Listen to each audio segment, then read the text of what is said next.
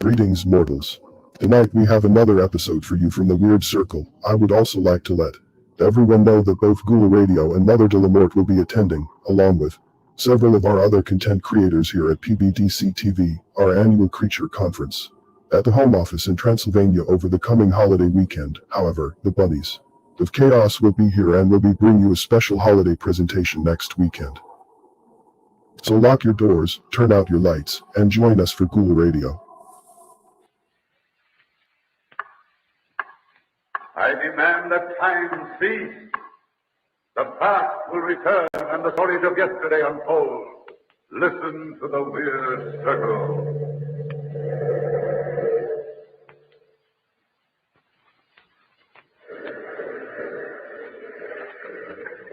The Weird Circle.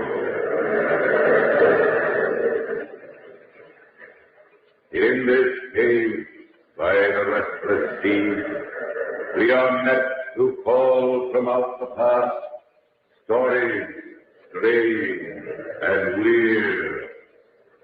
Bellkeeper, toll the bell, so all may know we are gathered again in the Weird Circle.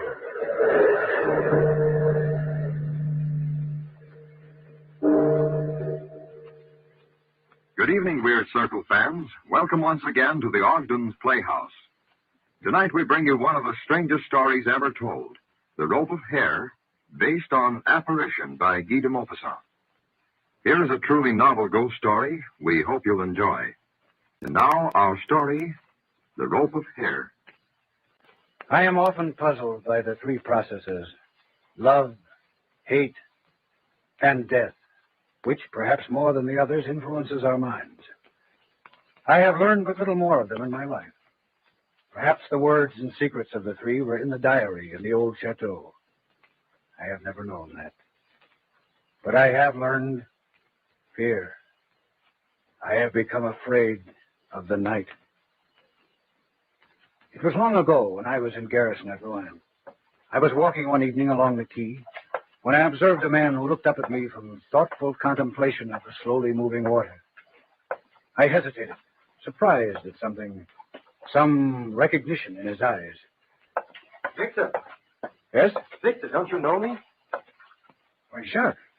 Can it be you, Jacques Lafontaine? Yes, Victor, of course. Well, Jacques, I can't believe it's really you.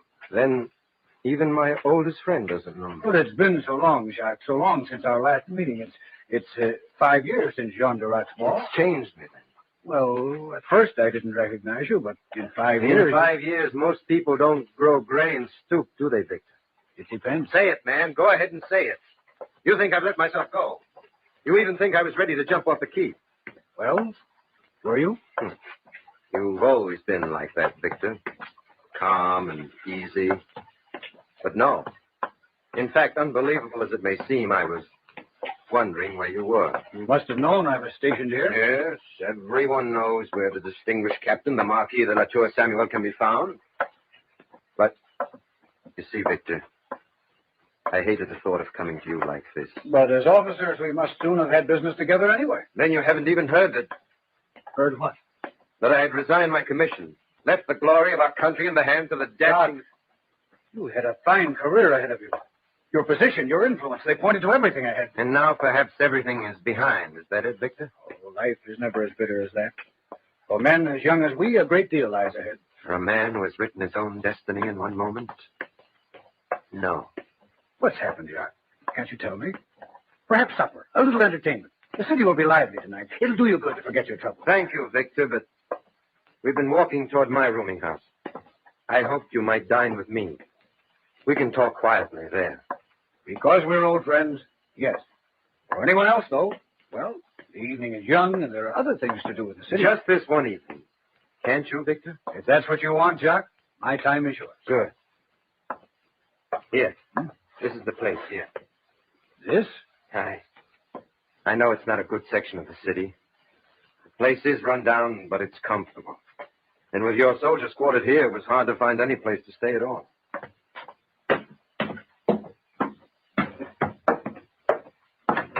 Come on in. Let me follow you, Jacques. It's so dark in here, I can't see where to go. I'll get you the candle. There. Now, come on up this way. My room is right here at the top of the stairs. This door. Well, go on, open it. What's the matter? Shh. What is it, Jacques? I don't know. Here, let me have the candle. It'll shake out of your hand. Now what's happened? There's something. Somebody in there. Well, open the door and find out. Perhaps we've got enough. If there's somebody in your room, we'll find out who it is. No, Victor, please. Please, Victor. What's frightening you so? Oh, good evening, monsieur. Oh, Mrs. Dupre. Yes, monsieur. Did I startle you?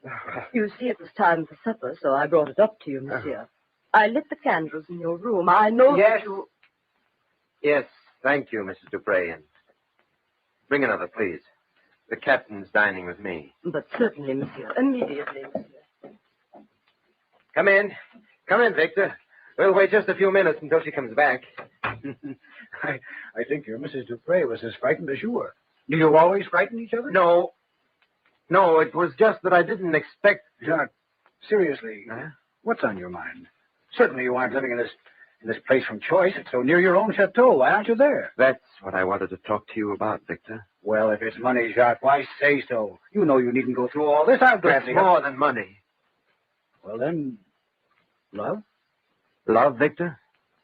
In the circle of things, where does hate end and love begin?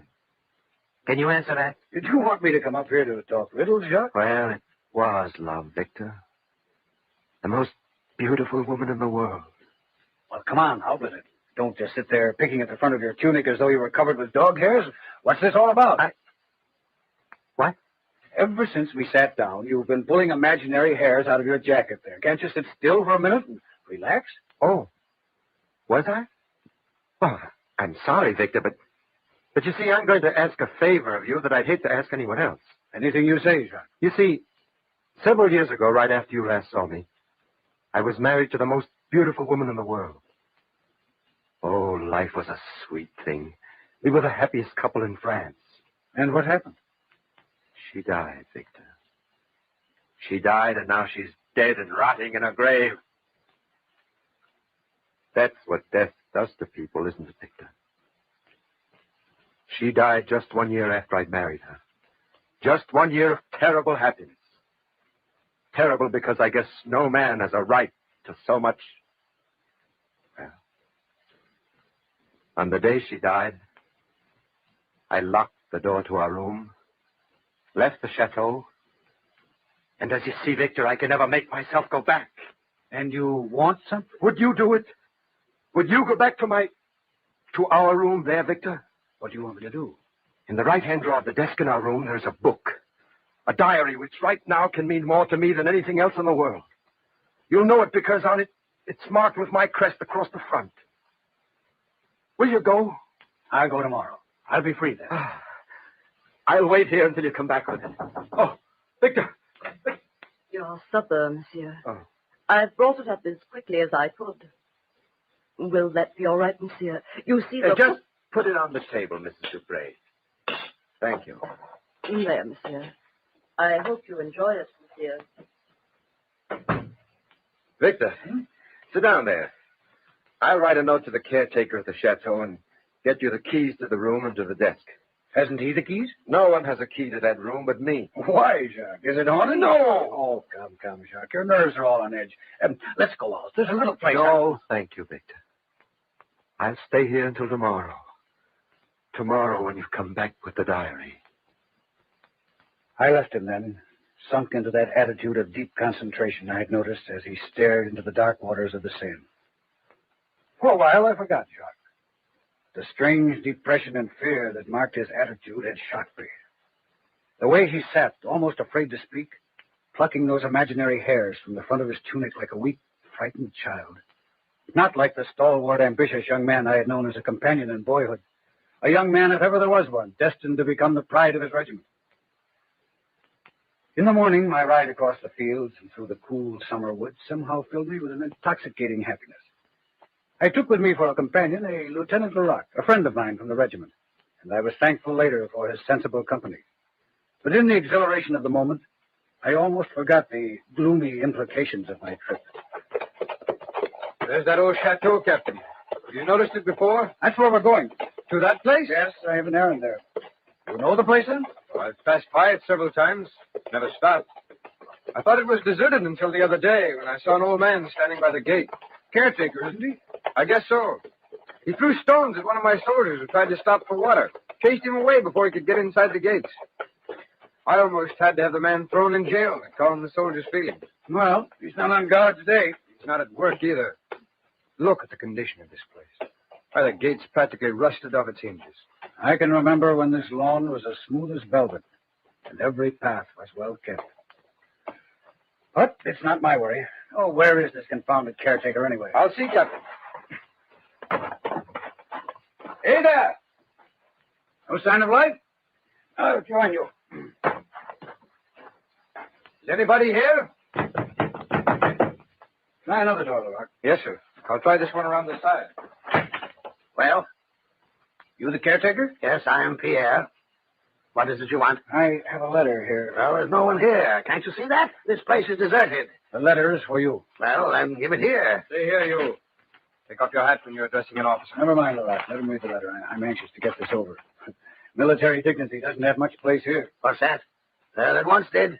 This was the proudest house in Normandy. Never mind, Pierre. Read the letter. Well, I have read it. Well? Well, what do you want? You ought to know. Your master's orders are there. I want to the chateau. Are you going into his room? Are you trying to put me through an examination? But, well, I'll go and see if it is prepared. If it is all right. That won't be necessary. But it has not been entered since the death.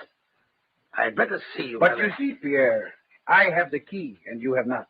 Now step back. Let us go through. Yes, Captain.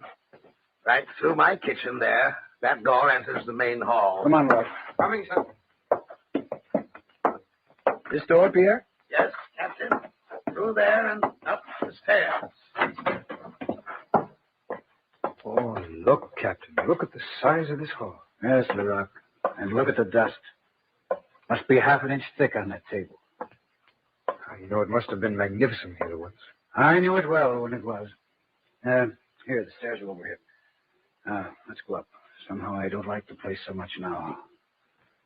Oh. The old man has shut the door down there. I don't think he likes us very much. We're just invading his privacy, that's all. Anybody'd be strange stuck in this place. Well, I certainly wouldn't like it. This is the door, I think. Why, the air hasn't been changed in here for years. What's that? Smells like a tomb. It's dark enough to be one. I'll open that shutter over there. All right, stuck, Captain. Never mind. My eyes are getting used to the dim light now, anyway. So am mine now. Look at this room. Somebody must have had a fight in here. The furniture's all out of place. Stop imagining things, Larock. I don't like this at all. Let's not add anything to this by digging into a man's private past. Captain, didn't you say you had the only key to this room? Yes, I have. Why? Look at the bed. Why, the pillow's still pressed down. Somebody's been lying on it. And lying very still. Look there. You can almost see the form of the body pressed into the covers. Almost like a corpse.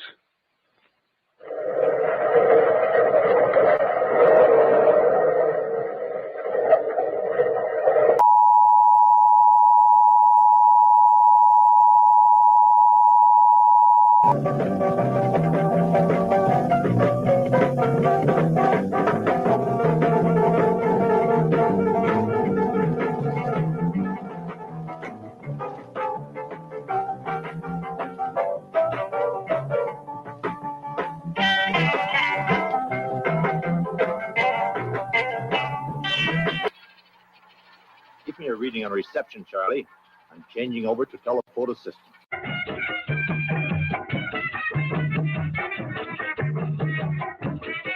You just cut out one of these cute costumes, slide it back and forth a couple of times.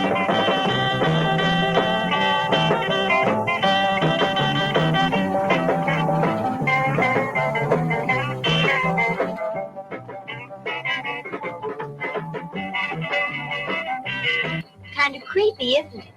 Yeah.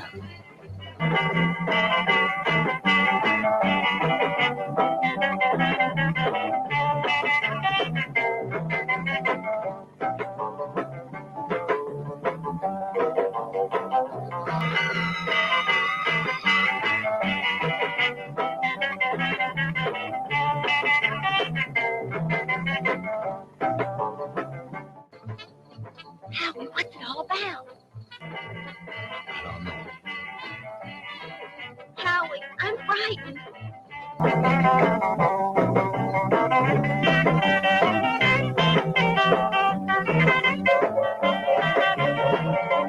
Oh, Howie, look. I don't think we ought to go on that property.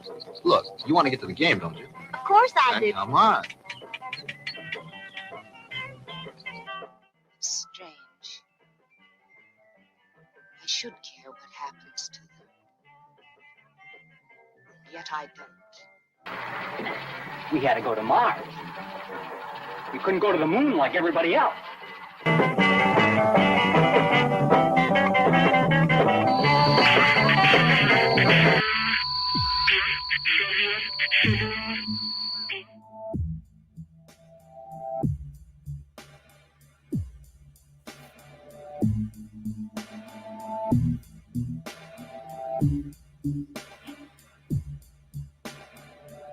Do you remember the sky blue, sun shining down on you?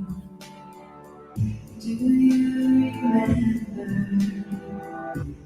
mountain streams, blooming flowers and trees of green? Did you ever swim in a sea, breathing air when everyone's free?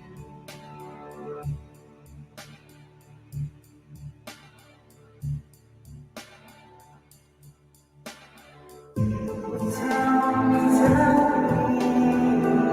I want to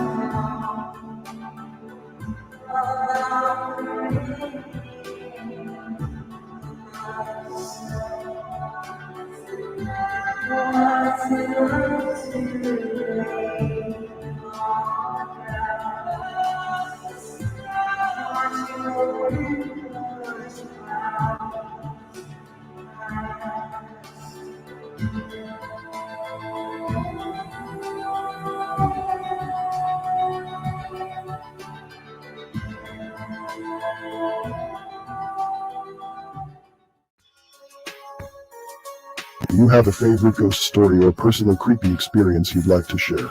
Though it may not seem like it, Christmas is fast approaching.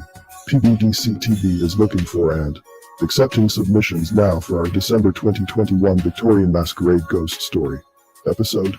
Use the email link below to submit your ghost story or spooky experience to us, and have it read live on this special holiday episode. Submissions will be accepted until December 15, 2021. Also, please label your subject line, Christmas Ghost Stories, and submit to peepnetc@gmail.com. Please include your name, as you would like us to refer to you. All submissions without a name will be considered anonymous. Now back to the show.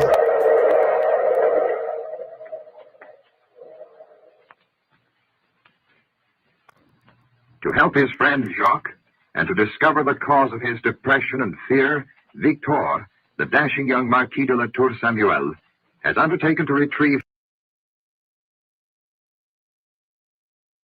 3 packets of papers from Jacques' deserted chateau. He had already entered the room, unopened since the death of Jacques' wife, when he discovered to his horror the imprint of a body still pressed into the covers and pillow of the bed.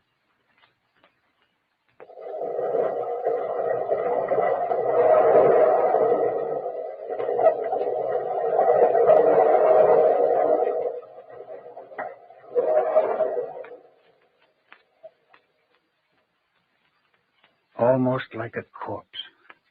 Yes, it was almost as though a corpse had lain there. But all at once, the ridiculous aspect of the situation brought me back to my senses. Barak? Yes, Captain. You'd better go stand guard outside the door so that our real menace, the caretaker, doesn't come up and interrupt us. I'll get the diary I'm after, and we'll get out of here. Very well, Captain. I'll shut the door so you won't be disturbed. I was trying to sound brave. There are times when the uniform of a captain forces courage. But I did feel better with Barak guarding the door. A draft from the still-shuttered window was beginning to freshen the atmosphere. I opened the drawer of the desk and began fumbling among the litter of papers there. I found the diary, just as Jacques said I would, in a plain packet with his crest on the face of it, the crest that had been the bravest in France. The breeze from the window stirred the hangings behind me, but engrossed as I was in finding the diary, I paid but little attention to the stirring in the room. Yes, there it is. You have really come for it. But you are not Jacques. I shall try to remember. He should have come, not you. No, you are not Jacques. But you will do as well. For endless time, I say, we faced each other there. But only for a moment, really. The woman seated herself in a chair. Her white garment made no sound as she put her hand to her head. She tried to stroke the long black hair that hung almost to the floor. It was black, but with a blackness that has no light, no life. In her other hand, she had a comb. She held it toward me. Monsieur, you can do me a great service. I am suffering. Oh, I'm suffering so. They will not comb my hair. You will comb my hair. You will comb my hair. Oh, I am suffering. I took the comb from her hand and lifted that long hair. That hair which gave my skin a feeling of awful cold. A feeling of handling snakes. Cold. Cold and dead. The feeling still clings about my fingers. I handled that icy hair. I twisted it. I braided it. I bound it and unbound it. And while I let that horrible mane run through my fingers, she sighed and, trance-like, began to talk, forgetting, perhaps, that I was not Jacques. Ah, that's better. The mirror is gone now. The mirror in which I watched you so many times combing my hair. And with what adoration in your eyes. Your brave, strong fingers playing there in the hair of a weak woman. So brave, so strong. Jacques loves me. Jacques loves me. That was the song that my heart sang when first we were here like this. I love Jacques. I love Jacques. That was the song I thought was echoed back. But pride and strength and killing. Yes, I saw you kill Jacques. Once I saw you kill for power. Power, strength, pride, being a soldier, being strong, they were your idols. What does a weak woman want of those things? When you brought me here, Jacques, my head was high. My pulses beat with joy at the peace and happiness I expected. But you'd always been strong, Jacques. Always strong and brutal with the strength you adored. Then when I saw you kill Jacques, I knew that the fascination of hate was my love. Hatred of you, of whom I need fear nothing because you loved me. Hate, not love. I was fascinated too, Jacques, when I wrote these things. Wrote them in that diary you're taking. Wrote of my hatred and my growing fear of you. Then that day, I watched you in the mirror as you braided my hair. Braided it into a strong rope. And because I'd written that I hated you, slip it slowly, so slowly and calmly, over my head and around my neck. But you will never do it again, will you, Jacques? Because now, Jacques, you're going to comb it free again. Comb it free when I come to you for that diary. Yes, Jacques is going to comb it free again. I shall come for the diary, Jacques. All right. Look. What is it, Captain? This closet door. That woman went in there. For the love of heaven, open it quickly. Captain, it's locked, bolted outside here. It can't be. She went in there. Who? That woman who was here.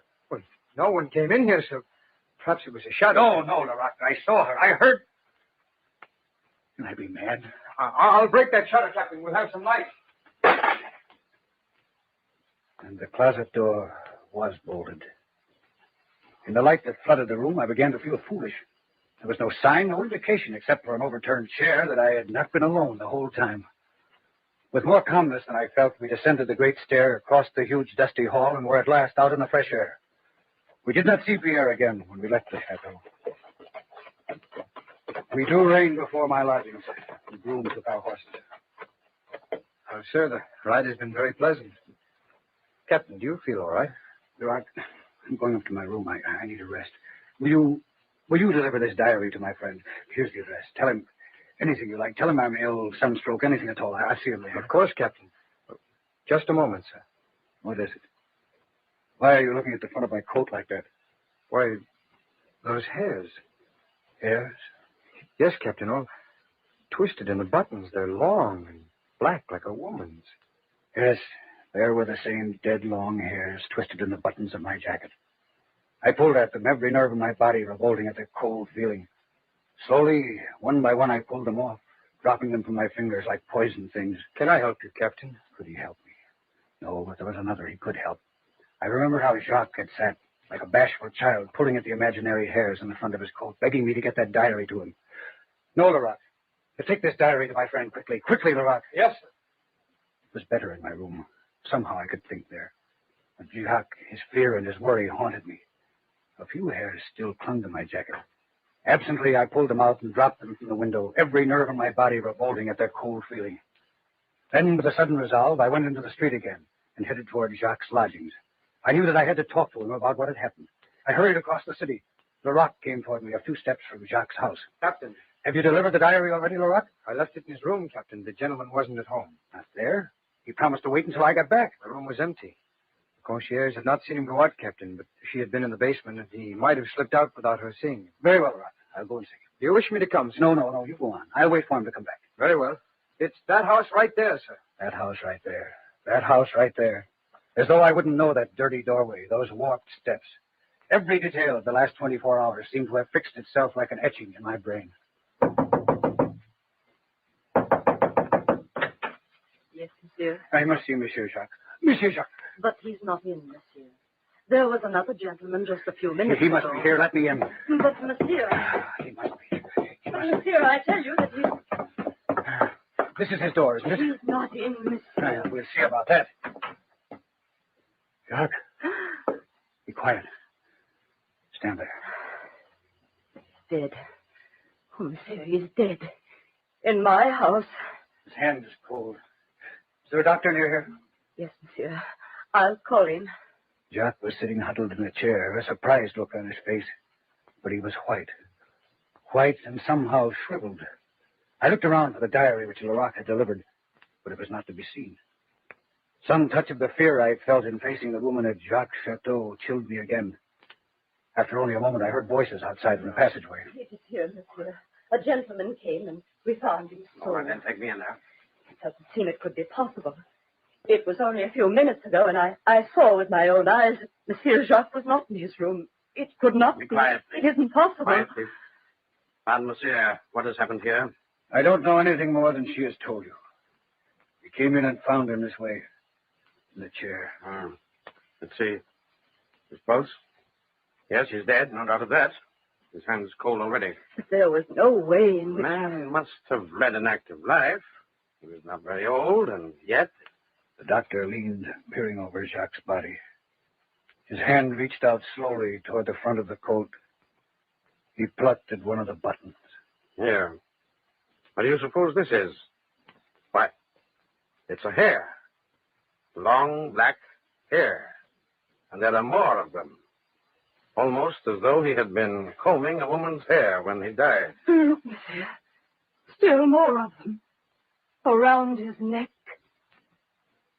I watched the doctor with his thumb and forefinger hold the hair before his curiously staring eyes. I knew then that it had been no shadow I had seen at the chateau. I had heard the threatening words, and she had come for the diary at last.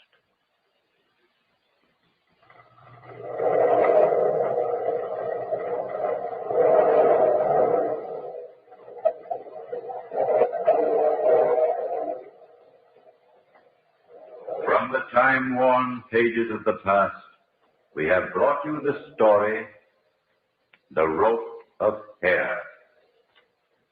Bellkeeper, toll the bell.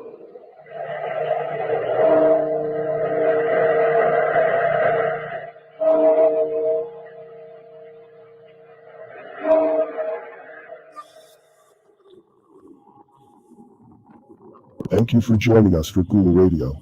Join in next time for more tales of horror. Also, don't forget to like, follow, and share.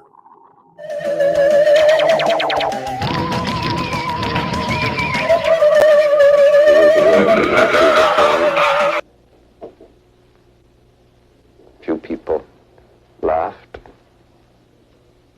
Few people cried. Most people were silent. I remembered the line from the Hindu scripture, the Bhagavad Gita. Vishnu